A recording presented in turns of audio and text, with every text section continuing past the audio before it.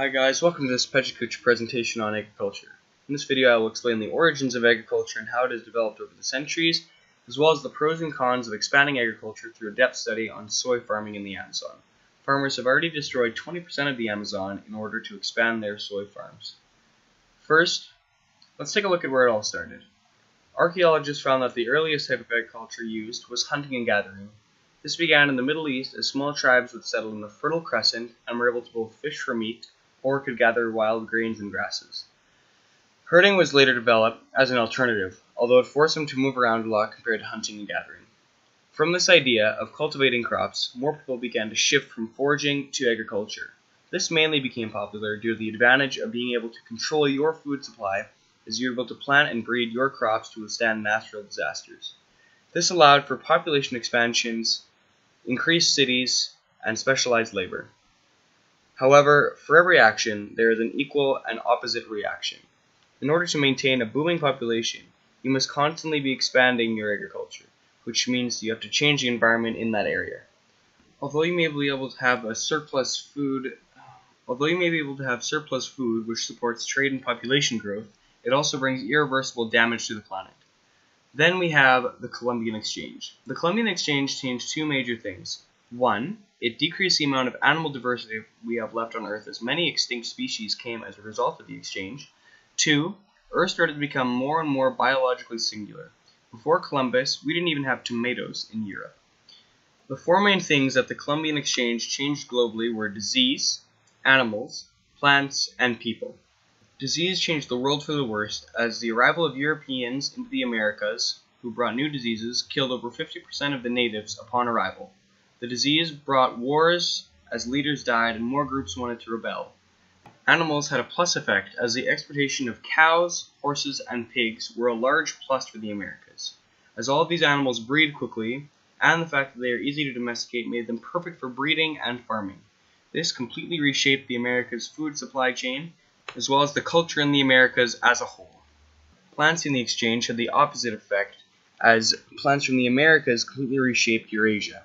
The Americas brought chili beans, tomatoes, and many other fruits and vegetables to Europe and Asia as a result of the Columbian Exchange. This completely changed their culture, as now we have pizza in Italy and curry in India. Europe did have one gift for the Americas, however. That was tobacco. Lastly, the movement of people was mainly in the way of Europeans and African slaves moving to the Americas as they began to start new lives of farming, with all the new crops and animals that quickly became plentiful in North and South America. This movement was the least radical of the four. It changed the world, but it changed human geography, as now you had three completely different cultures living on the same continent. Then we have the two revolutions that changed the world's agriculture and agribusiness. The first revolution, of course, was the Industrial Revolution, which first occurred in England in 1750. All the new innovations were centered around factories, like how coal and the steam engine were made possible for other products to be produced faster and more efficiently. Then we have the Green Revolution, spearheaded by Norman Borlaug. Borlaug was a practiced plant pathologist who wanted to make farming more efficient in an effort to aid the poor, starving population of America and Mexico. Borlaug began crop breeding wheat that had high yields to wheat with good disease resistance. As I said before, every action has an equal and opposite reaction. Because of all these new agriculture innovations and revolutions, this has led to massive-scale agriculture expansion worldwide. This leads me to my case study on how soy expansion in the Amazon has taken over Brazil, causing dispute about its land use worldwide. Ever since the introduction of soy in the Amazon, rich farmers and corporations from the south of Brazil, as well as from Mexico and America, have been buying up large areas of the Amazon rainforest and are deforesting it for soy production. Because of this, millions of local and native farmers in the north of Brazil are being internally displaced and are forced to sell their land for cheap and end up in favelas. The rainforest itself is currently the most biodiverse place on Earth, with millions of species of plants and animals. It is also currently the largest rainforest left on Earth, which is why so many people are concerned about its rapid deforestation. However, despite the fact that almost everyone on Earth is concerned about its deforestation, people have disregarded the issue because the production of soy has brought much progress to Brazil. The real issue is that farmers, as well as government, are increasing and expanding soy farms for more profit without thinking about the long-term consequences of the surrounding environments. The rainforest provides much of the world's water vapor, and without it, many biomes around the globe will begin to have droughts and climate change. Within Brazil itself, there lies a large cultural dispute between the poor local farmers in the north and the rich modern farming corporations from the south of Brazil.